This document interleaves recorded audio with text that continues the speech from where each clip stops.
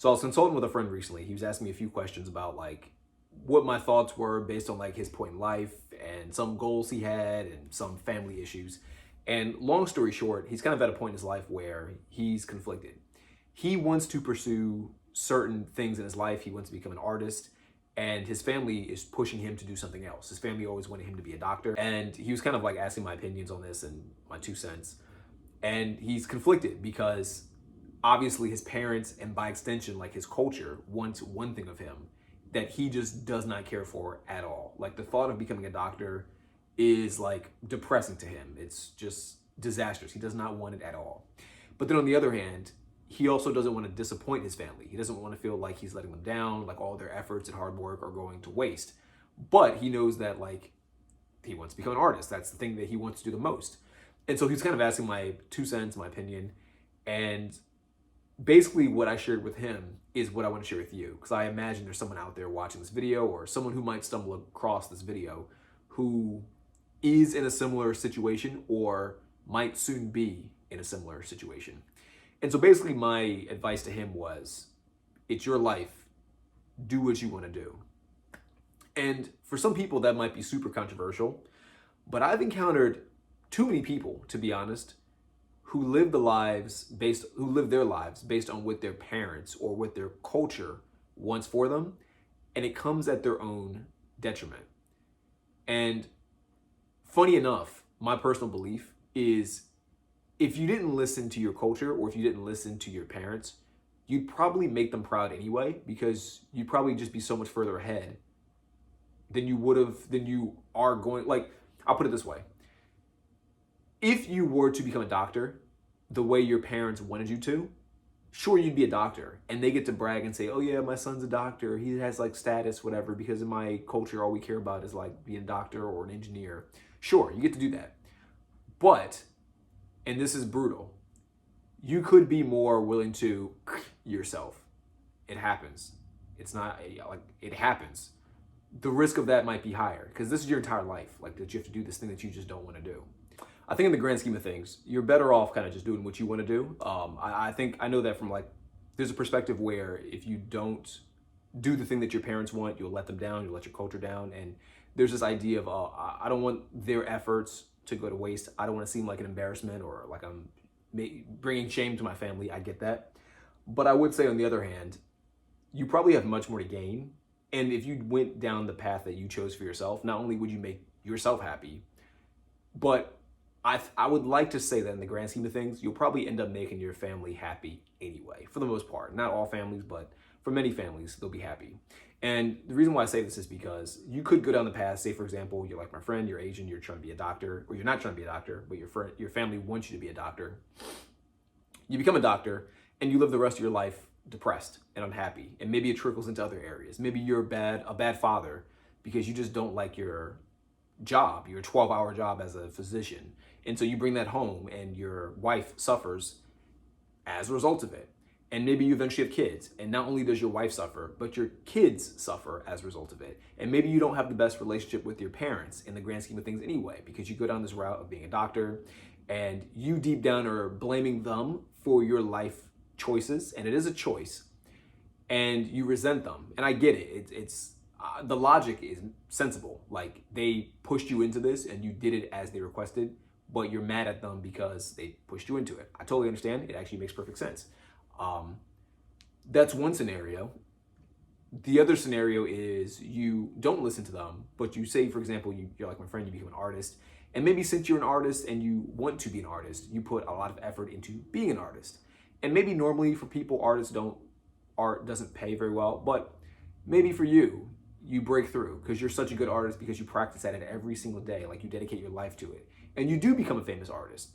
I imagine in that scenario, your parents would probably be like, hey, look at my son, the famous artist. Like you still get that status anyway, which is really what they want. They want the status, but they are too old fashioned to really understand like the world has changed and evolved and there are many ways to get that type of status. That's a scenario. And is it a likely scenario? No, it's not. But it is a scenario. What's another scenario? You become an artist, you disregard what your parents say, you disregard what your culture says, but you're fulfilled, you're happy, and you go the rest of your life sharing that happiness with other people. So you get into a relationship with a girl, you know, get married, you have a great family because you're not taking negativity into your like home environment. You eventually have kids. Your kids are also happy because you're happy and because your wife is happy. So you have a happy family. You might not make as much money as you wanted to, but money doesn't really feel like an issue because you're exactly where you want to be, which is the artist that you've always wanted to become. And my goal with like taking you down these different pathways is to help you understand like what's at stake is ultimately what it comes down to. You disregard what your parents say, and there's a lot less at stake. Like, yes, you'll disappoint your family. Yes, you can disappoint your culture. But at the end of the day, and this is what I said to my friend, they're not living your life. You are. And I say this, and the reason why like I'm giving my 2 cents on this, and I'm sharing this with you, is because I had to make that exact same decision myself. When I was in college, I've shared the story many times, but I'll like quickly go through it. When I was in college, I went to Penn State. I got into Penn State off of a scholarship. So the idea was I was going to go to Penn State, get a full ride with engineering. But the contingency was that I had to be an engineer the entire time. So freshman, sophomore year, I was kind of in between like biomedical engineering and industrial engineering. I couldn't quite decide what I wanted to do. And regardless though, I was still doing my portfolio, still taking like the prerequisite engineering courses with the thought that in 4 years, I would graduate with an engineering degree. And the end of sophomore year was the year where you declare your major. Now, by this point, I'd already taken on many of my engineering classes, like the 101, the 101 classes, the 20 whatever classes. But at the last minute, I said, you know what? Engineering is just not right for me. I don't want to do this anymore.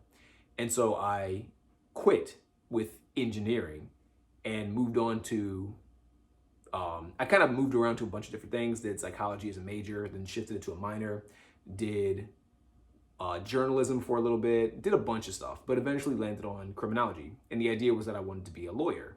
So I thought. Now at this point, I hadn't really like researched being a lawyer a lot. The idea of law that I had came from obviously like entertainment, TV, a little bit of research, but not like deep research into like the day-to-day workings of being an attorney. And around my senior year, when I took my LSATs, I really took a lot of time to dive into being a lawyer and started to like kind of talk to different lawyers, talk to people who had family who were lawyers. So like one of my friends, his brother was a lawyer, really started to go deep into it. Eventually, I did take the LSATs. I did pass. I got a pretty good score, not like an amazing score, not like a perfect score, but it was a pretty good score. And moved to Virginia with the goal of going to Georgetown in Washington, D.C. And it was kind of when I was here in Virginia that I decided I'm not going to be a lawyer. And so that caused a lot of frustration with my parents. After kind of doing research and kind of seeing like if it was the path for me, I determined it's not. It's not the best pathway to take. And I remember having so many different like arguments and so many different conversations, just like heated conversations with my mom about it, because she really wanted me to be an attorney. If not an engineer, then an attorney. That was the thing. And one of the conversations I had with her, it was like one of the more conclusive conversations when it came to this topic, was like, it's ultimately my life. So I have to decide what's best for me. And if that means that I disappoint you and I disappoint dad and I disappoint the rest of the family, then so be it. Because at the end of the day, if I become a lawyer and say, for example, like one of my fears, some of my fears were student loan debt was already crazy. Like I got kicked out of college twice because of financial reasons because I couldn't afford tuition. So there was a bit of fear in me that I'd go to law school, have to take out more loans, not be able to pay them back for whatever reason because my income was too low after graduating from law school or I couldn't find a job right away, whatever. And I would be screwed financially. That was one of my fears. Another fear was deep down in my gut, and funny enough, it turned out to be correct, but deep down in my gut, I thought that if I went to law school, when it came to like even relationships, like dating, I would either settle for someone who's at law school because I was getting older and because I'd be scared of being alone forever. So I would settle for someone who I probably didn't like that much, but they were just in my environment, which I didn't want. Or I just would never really date because I figured, I don't have the skills to date. I'm going to be older by the time I graduate. And even if I have money, I don't know if I'm going to be like really in the mindset of going out to bars, going to clubs, talking to people. I'll be too busy as a lawyer. Like, these were thoughts that were going through my head. And to be honest, in hindsight, they were extremely valid. Like, the dating market nowadays is horrendous. And so I was like seeing to the future because I didn't think it would get as bad as it currently is. But I'm so glad I didn't go because had I gone to law school, it would have been bad. I would say. I think it would have been pretty bad for me. I wouldn't have had the will to date, I should say, because I think I'd be way too busy with law school, or I wouldn't have gotten into a good law firm, which means I wouldn't have money. So either way, it would have been pretty bad. And then the work-life balance, so to speak. A lot of people I knew who were lawyers just didn't like being an attorney. There was very little upside and lots of downside from what I could tell. And so, I told my parents, especially my mom, if I'm gonna do this and this all like crashes and burns, you don't have to suffer the consequences like I do. Like, my life will suck, but you'll still get to say that your son's a lawyer, which doesn't do me much good because I won't care. So at the end of the day, I'm gonna decide to not do this because I'm in my 20s right now, like at the time in my 20s, but I got a whole life ahead of me. There's many things I can do. And if I ever wanted to go back and redecide to go to law school, I could. Law school will always be there. Like, there will always be institutions like undergrad school, grad school, law school, whatever, that want to take your money. They will always exist. But me being at the time like 24, me being 24 is temporary. Like, I'm only 24 once. And once this moment goes away, it's never coming back. That was like my logic. And I think she kind of accepted it. But in hindsight, it was the best decision I could have possibly made. Because had I gone to law school, and I've explained this in other videos as well, I think my life would have been miserable. There's always a situation where like I could have been like the perfect attorney and I would have loved it. And part of me does think that I would have enjoyed being an attorney, despite what a lot of people warned me against. But just based on like the data that I've seen, just based on too many people's perspectives and circumstances and how the world seems to be progressing, I'm glad I made this decision. I think this decision put me in the best possible scenario. And so I want to share that because that's kind of where I'm getting that's where I'm getting my perspective from when it comes to me giving advice to my friend and sharing my advice with you. So if you're in a similar situation where you feel like your parents or your culture or whatever are pressuring you to make a certain decision, especially if it's a career decision, again, my thing is listen to what they say. Like, you can take their input, but don't feel bad about disappointing them. And one more thing I'll say about this whole like idea of like culture and stuff.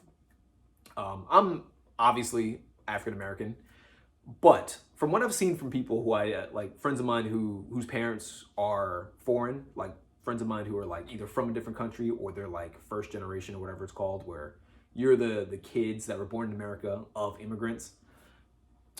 A lot of immigrants see things from a old-fashioned perspective that might not either exist in America from a cultural perspective or just based on like technology. And this is true of like all of our parents, by the way, most of our parents.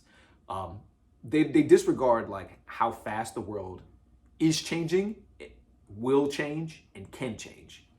And so like your parents, when, chances are if you're watching this, you might be in like your late 20s, maybe 30s, maybe 40s.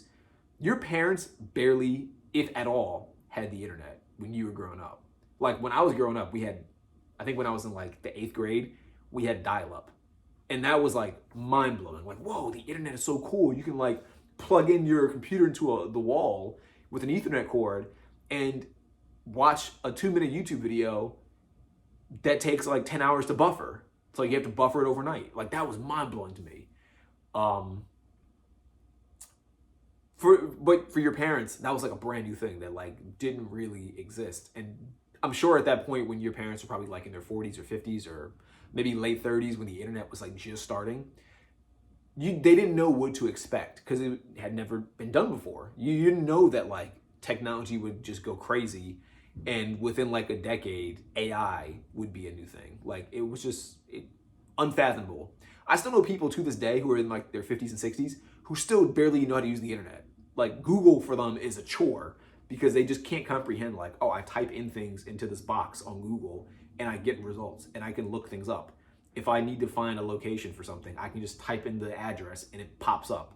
There are no yellow pages. Like, there's still people I know who aren't that old who still can't wrap their minds around it, or they don't know how to use it that well. So my point is that your parents, just due to age, already don't have a good idea of like what you should be doing based on your current reality. You know, if you're in around the, you know, this millennial, maybe Gen Z age group, whatever, they're misinformed. And on top of that, if they're immigrants, they're also using like old cultural stuff that may have worked specifically for that country or specifically for that like geography. Maybe that worked well for them for whatever reasons, political reasons, whatever. It might not work in America, like at all. So you, as the individual making the decision, need to keep that in mind. Basically, that your parents are just uninformed. So they don't really have a good viewpoint from which to make a decision from. Hopefully that makes sense. But yeah, that's just my 2 cents. Let me know what you think about this video. Leave a like, leave a dislike, comment, all that good stuff. And I'll see you in the next video. Peace out.